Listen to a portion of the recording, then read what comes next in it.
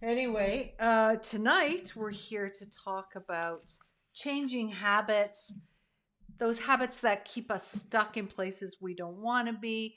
And if you're feeling stuck and like you're the only person in the world who can't make changes, you're not alone. Because all of us go through that sometimes. And then all of a sudden, you're in a place where you need to make changes, and because what you're doing isn't working anymore. So um, you've it's sort of along the lines of, if you've done what you've always done, you'll if you do what you've always done, you'll get what you've always got, and we don't want that. But now, of course, there's a diagnosis involved, and at the same time, we've got this lovely integrated health thing going on in the bigger world, and there's lots of things to make decisions about, and they all involve change, right? They're all new, and they are all about doing things differently. So change is inevitable. It's a part of everyday life. Don't they say that it's one of the constants in life, sort of like right up there with death and taxes, right? So as a culture, we don't like change, though, do we? We don't like to do things differently, especially when we're forced to. Especially all of a sudden you've got a diagnosis and there's this crazy naturopath telling you got to change your diet, you got to get some exercise. It might be infections, it might be this, it might be that, and it's just like, how do I make all this change? Because nobody has really ever taught us to do that, right? Our culture is change averse. So, you know, we jump on sort of a bandwagon. What's the latest thing that people are chit chatting about? We try something, and goodness knows, I really have a lot of disdain for the word try, because try just means you don't have a plan. And then, oh, I tried that, it didn't work for me. I tried that for a few days, it didn't work. And we're not actually making change. That's a part of a regular plan. So usually those changes are about personal well-being. Um, and sadly, a lot of our old patterns around how we've eaten, how we exercise and move, they die hard, right? So we have to really have some support in going through those. Um,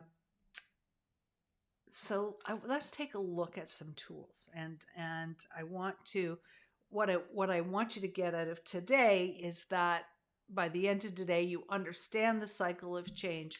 You understand that you're not crazy if you can't make a change in 2 days, and you've got this tool to fall back to as much as you want. But first of all, I want to acknowledge something that doesn't really fit in here easily. So I want to make honorable mention to the fact that there's always a lot of emotional turmoil to unpack when we're creating new habits, when we're creating new patterns. And you can be riding an emotional roller coaster as part of this too. And this is not addressed in the cycle of change that I'm talking about today, but we will be addressing that kind of stuff later on. But it's that emotional roller coaster that really puts the forks in the road, right? There's no such thing as a line from where I am now to that change I need to make over there, because we've got a lot of emotional baggage, once again, culturally, right? So just bear that in mind, will you? Okay. So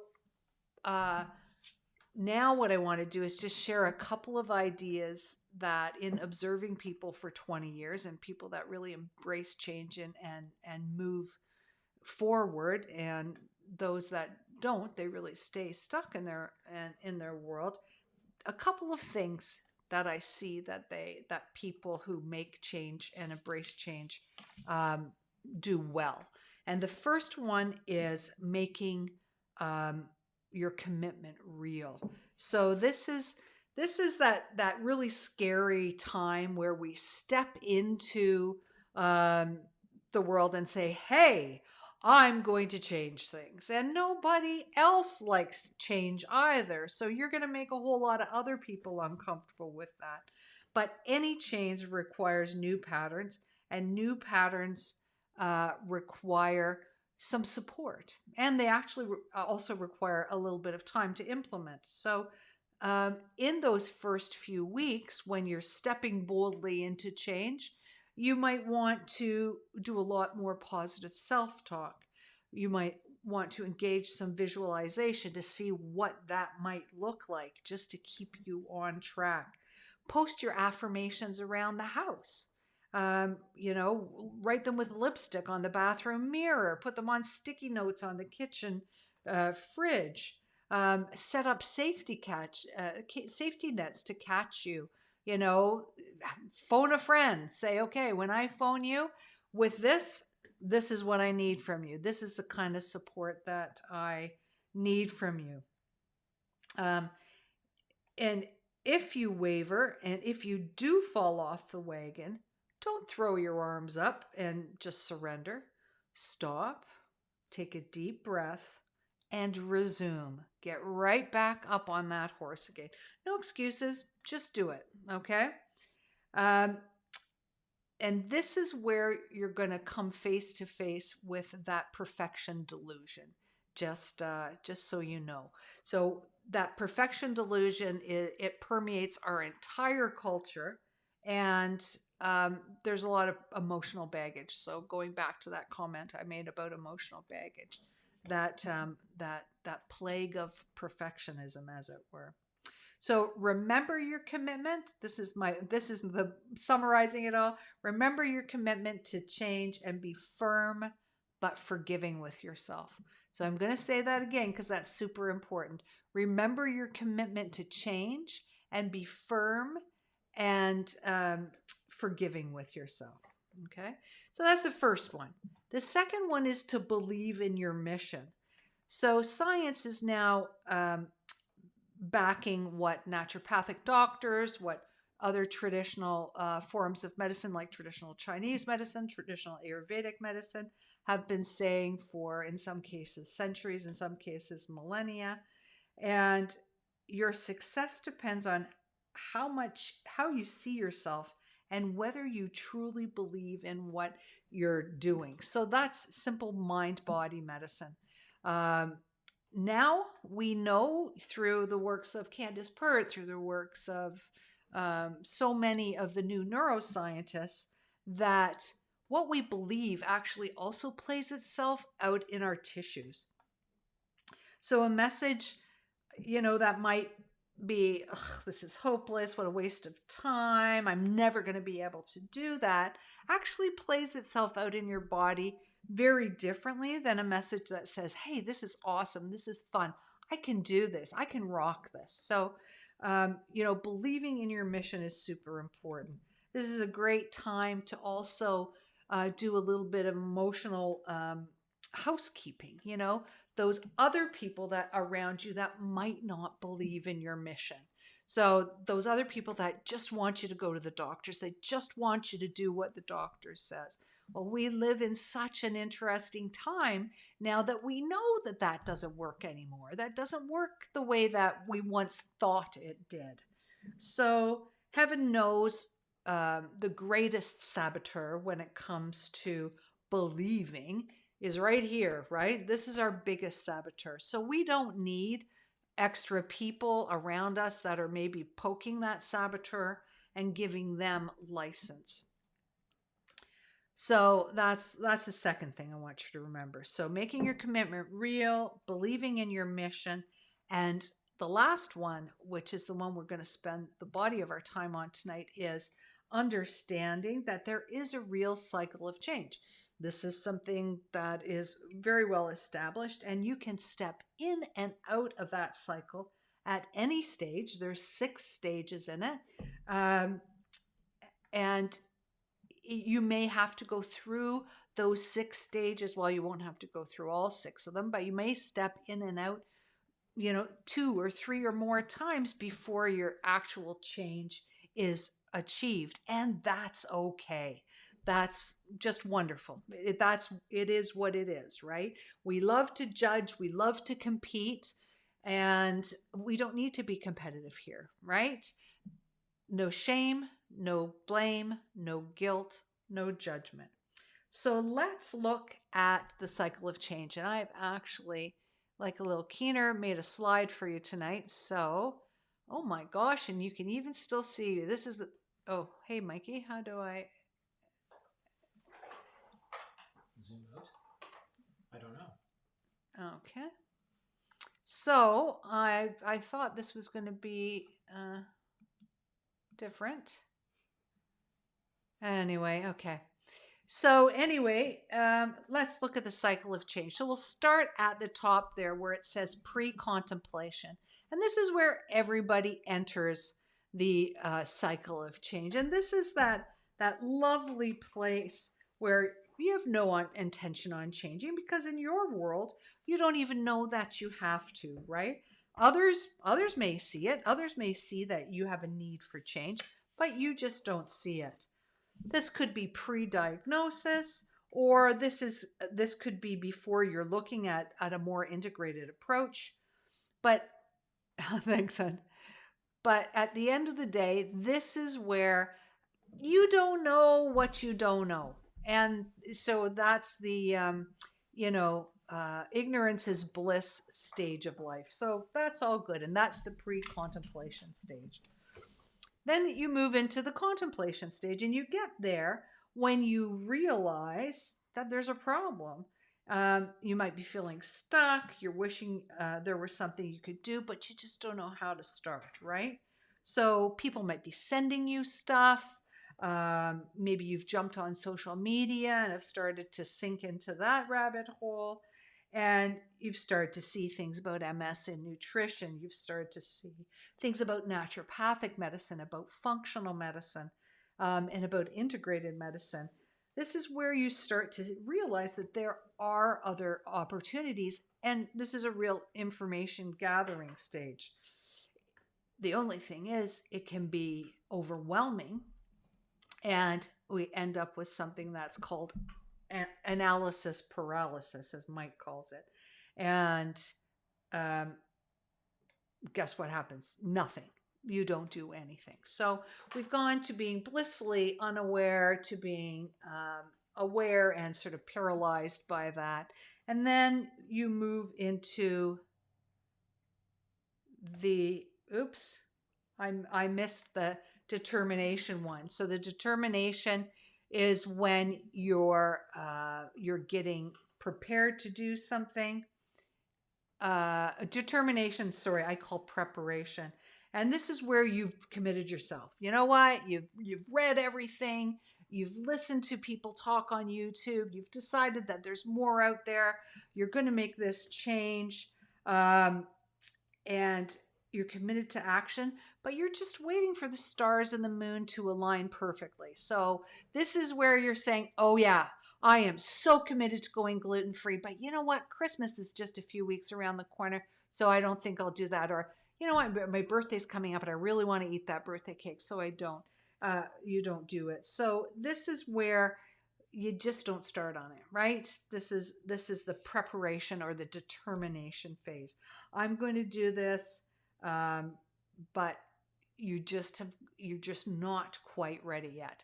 Then the next step is the action phase. Well, just like it sounds, this is where you actually jump in. And this is where you do it. You modify your behavior and your surroundings to support the change that you've been preparing for. You might clean out your fridge and clean out your pantry. You might create a dedicated meditation space. Maybe you join a gym. You look up a physiotherapist or a naturopathic doctor, or somebody. You start to build your healthcare team. This is where you make a schedule and you hang your schedule up around the house. You are making things happen. So this is the action phase. You're actively doing things at this point. Now we get to a word that nobody with MS likes to hear, called relapse. Well, relapse is not what it's intend. It's not the same as an MS relapse. This is a relapse of your change, your newfound change, and it can either be at this stage, you can either terminate the whole cycle of change because you've gone through the change, you've had great success, you've modified behavior, you've created new behavior, and so that terminates the cycle of change because you don't need it anymore because you've got a new behavior. Or you relapse, okay? And that relapse is very clinical. It's a very clinical way of saying that you've fallen off the wagon. So remember, if you do fall off the wagon, what did we say? Don't throw your arms up in the air and surrender. Stop, breathe, and resume. All is not lost in one moment of perceived weakness. Pick yourself up, dust yourself off, and get right back on that wagon and re-enter the cycle wherever you fell out. And generally speaking, that is somewhere between determination and action, right? Where else would you fall out of that? Now, if you do terminate the cycle of change, which means you've created that new behavior, well, now you enter into the maintenance mode. And that maintenance mode is about keeping that new behavior, right? It's about doing whatever it takes to keep your change alive. And that could be self-motivation, that could be acquiring new skills, avoiding temptation is the big one here, maintaining the new behavior that has fully replaced the old one. And I remember, I'm going to share a little story here. I remember when I quit smoking. Yes, I used to smoke, and I used to smoke passionately. And when I quit smoking, I was in my 20s, and it was the 80s. And what did you do when you were in your 20s in the 80s? You danced your face off, you drank like crazy, and you smoked cigarettes. And that's what we did. And so it was very difficult because in your 20s, life is all about being social, right? So for 3 full weeks, for 21 days, I stayed away from my social circle. I stayed away from the dance clubs, and I stayed away from that temptation to smoke. And when I finally, and it worked, for 21 days, I stayed clean, so to speak. And the first time I went back to the club, it was a real lesson in temptation. And I remember feeling like all I did all night long was say no, no, no, no to myself. I was talking to myself. And I'll never forget the joy I felt when I heard them call last call, because that means I did it. I actually made it through a night back in my normal social environment without relapsing and caving in and having a cigarette. So for me, that was a great example of exactly what we're talking about here. Okay, so that the maintenance is what you're doing to keep your change alive. So the big thing here to make lasting change and getting unstuck is remembering no shame, no blame, no guilt, no judgment. Hey, we don't have to look at this now, do we? There we go. Thank you. So that's a big thing because once again, we're a competitive culture. We are a perfectionist culture. So when we don't do things perfectly the first time, we shame ourselves, we blame ourselves, or we blame someone, right? So remember that. No shame, no blame, no guilt, no judgment, okay? Navigating this cycle of change that we've talked about is a lifelong thing. So you're going to be in and out of that. You know, I mean, I see it in the clinic all the time. I see people and I work with them for the first couple of years and they're on a great path. And then I don't see them for 5 years. And then all of a sudden they're back in my office saying, hey, Terry, need your help again. So that's perfectly normal. And we just need to accept that with no shame, no blame, no guilt, no judgment, right? You may find it comforting to know that most people are like that, and most people go through that cycle of change 2 or 3 times before change actually sticks. And that's actually a statistic from, the change people, like the people that study change. So there you go. That's the cycle of change, a super powerful tool to help you get unstuck and keep you on your road to health and recovery, and maintenance, health recovery and maintenance. And that maintenance word is a very important one, because people I find people are always saying, okay, I just want to get back to where I was and I want to stay there. And that's fine, and we can, that's what we're working toward. That's what we're working toward. But once we make our changes, we have to know that maintenance is required. It's not a one and done thing, right? It's always keeping the work up. So that was a little bit of a shorter talk tonight. So I'm going to, let's answer some of these questions. I see lots of chit chat here. Hello, everybody. Hi, Brian. Nice to see you out again. Largelle, change is so necessary, but it totally sucks. Oh, yeah. How do you really feel, Langelle? Just saying.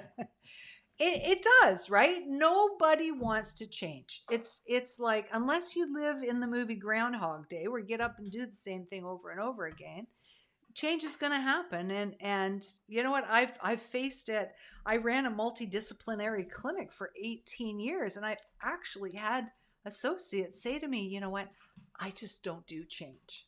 And I'm not even sure what that means. The seasons change, the sun rises and sets. That's change. Change happens all around us all the time. Mike's asking me about your positive affirmations. How do you guys manage change? There's Chris. Thank you, Chris. Plan, manage, and sustain. That's exactly right. So if we go back to the slide, how do I do this? Sorry, honey. There you go. So plan, so that would be here in between contemplation and determination. Well, I guess that would go into action too. And manage would be here, and sustain would be the maintenance. So that's a good example, Chris. Thank you for that. And Adele is here tonight. Hi, Adele. I'm sorry, it was a shorter one tonight. I had not a crazy day.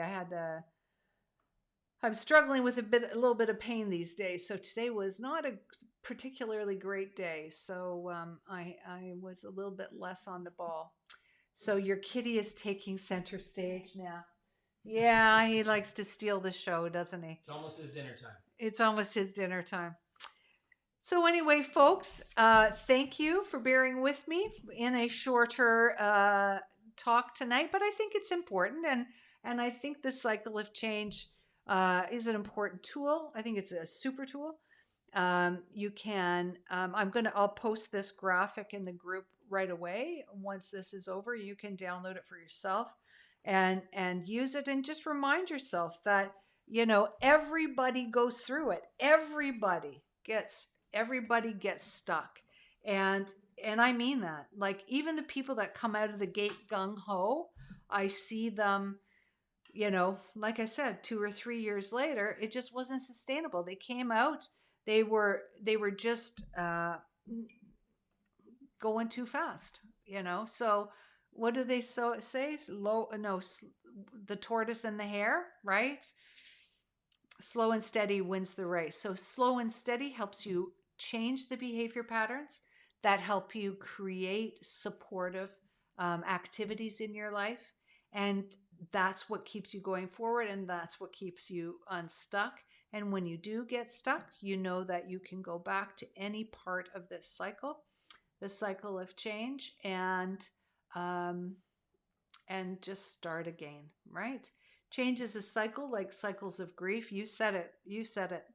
There's also a very, very clear cycle and the stages of grief. So we know that the body has to go through different stages, whether it's dealing with grief or trauma, or whether it's dealing with change and doing something different. And you're absolutely right, Adele. Learning is change. And then think about the neuroplasticity in the brain, because that's what we're actually eliciting, is the neuroplasticity to make new connections in the brain.